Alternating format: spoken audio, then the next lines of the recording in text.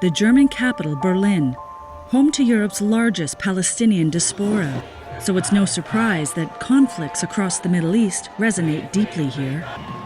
All sides have been hurting. Hamas's October 7, 2023 attack on Israel and the ensuing Israeli military response have killed around 60,000 people in Gaza, with tens of thousands more dying from hunger and disease. While human rights violations are being questioned in the Middle East, so too are they on the streets of Germany, as human rights organizations accuse Berlin of repressing freedom of speech in their crackdown on voices deemed anti-Semitic. An irony, perhaps, for a country still dealing with its own history of oppressing Jewish voices. The country's profound sense of guilt for the Holocaust more than 8 decades ago underpins a perceived moral obligation to protect the Jewish people and their homeland. However, some are now asking whether this is leading Berlin to undermine the human rights of others.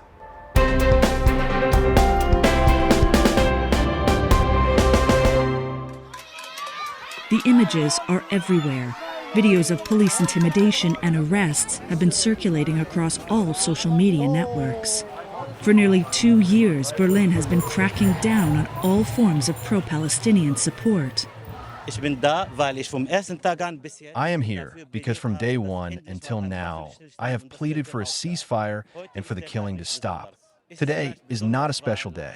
Well, perhaps it is special because the demonstrators were threatened with snipers. When Palestinian people here are phoning every day for dead cousins, dead sisters, dead mothers, that's the way they're being treated by the police. It's the absolute weaponization of Germany's past, of never again. Following the events of World War II, where 6 million Jewish people across Europe were killed by the Nazis, Germany vowed to never again allow such horrific events to happen. However, today, even peaceful pro-Palestinian protest camps have been cleared by police. International criminal lawyer Nadia Samur has been defending many of those arrested. The cases really span from defending activists and organizers against police repression, against accusations of criminal offenses, but also the struggle against demonstration bans. There's like very concrete repression. Oyun was a migrant-led cultural center funded by the state of Berlin, focused on events that fostered dialogue, discussion, and understanding of marginalized communities. They wanted cultural production to take place here that was different in one way or another. But the discussions Oyun organized following the October 7th attacks turned out to be too different for their funders. There's an event that we put together, and the panel included the Jewish Voice for Peace. The Jewish Voice for Peace is an anti-Zionist group critical of Israel's occupation of the Palestinian territories. A month later, all money to fund Oyun's activities were cancelled. There had been absolutely no willingness to discuss the importance of our work and the importance of spaces for Jewish voices that might not be the ones that the government wants to highlight, which is a very dangerous development. Some of the country's leading media have also been accused of staying silent or of framing Berlin's narrative through smear campaigns. Well, the media really plays a special role in Germany. I would say there is a huge gap between the public opinion and the published opinion. They create a public enemy and they create certain kind of animosities against one group of people. Salah Said is a German Palestinian activist and says false allegations against him have impacted his life and compromised his safety. I'm experiencing an extreme targeting by German media that is framing me and labeling me as a terrorist sympathizer and anti-Semite. No one is actually really interested in what I'm standing for. Even German politicians are subject to this silencing. Left Party MP Janssen Köptürk was expelled from the German parliament for wearing a T-shirt with the word Palestine written on it.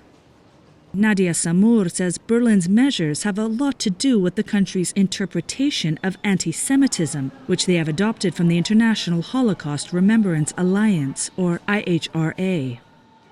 So in 2017, a non-binding resolution was passed to adopt the IHRA definition of anti-Semitism, a definition that conflates the criticism of Israel or anti-Zionism with anti-Semitism. So using this definition, when you criticize Israel, that's an anti-Semitic act. Samur argues that this inflated definition is used to undermine Article 5 of the German Constitution, which protects every person's right to free expression. CGTN has repeatedly reached out to a number of government officials for comment on this issue to present their side, but all of our requests have been declined. What we do have is the audio response from a spokesman for the Federal Interior Minister to allegations from a number of international human rights organizations which criticize Berlin for repressing free speech. Mal deutlich machen, dass Proteste gegen den Gaza-Krieg und gegen die israelische Regierung natürlich legitim sind. Nicht akzeptabel ist es auch bei Gewährleistung von Meinungs- und Versammlungsfreiheit, wenn Proteste mit Gewalt gegen Personen oder Sachen verbunden sind oder sonstige Straftaten begangen werden. Die Bundesregierung tritt jeglicher Form von Antisemitismus entschieden entgegen. Rote Linien werden daher überschritten, wenn Hass gegen Jüdinnen und Juden geschürt wird, wenn zu Gewalttaten gegen sie aufgerufen oder das Existenzrecht des Staates Israel in Frage gestellt wird. Anti-Semitic attacks have increased since October 7, 2023. Federal police have recorded more than 11,000 anti-Semitic incidents in the last year and a half, including an attack on the Israeli Consulate General in Munich. This is reopening devastating scars for the world's Jewish population, says the chief rabbi of Berlin. The Jewish community has been personally affected greatly. In spite of what happened, we see, unfortunately, anti-Semitism has grown. Of course, that created a great deal of insecurity, worry, and doubt. And that's all part of the reality today. We have to have an absolute clear message that there should be zero tolerance for intolerance.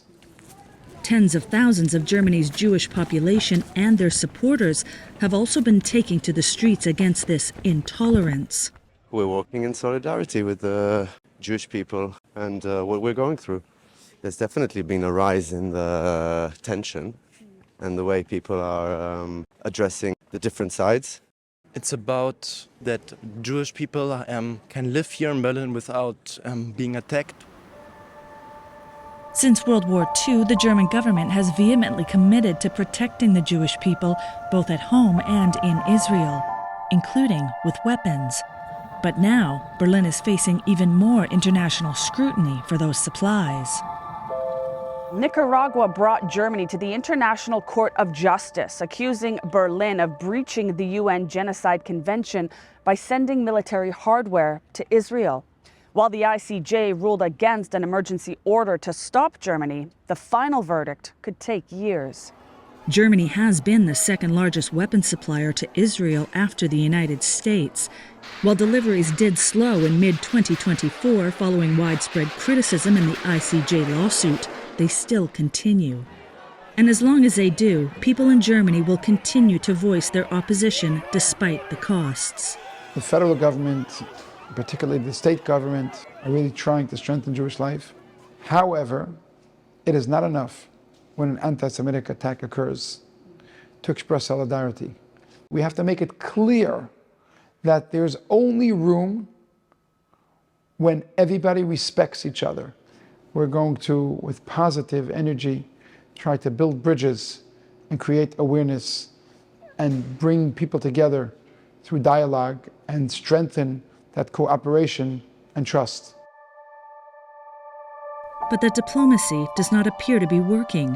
Nearly 2 years on, and still questions remain over whether Israel's response to Hamas and Gaza is proportionate.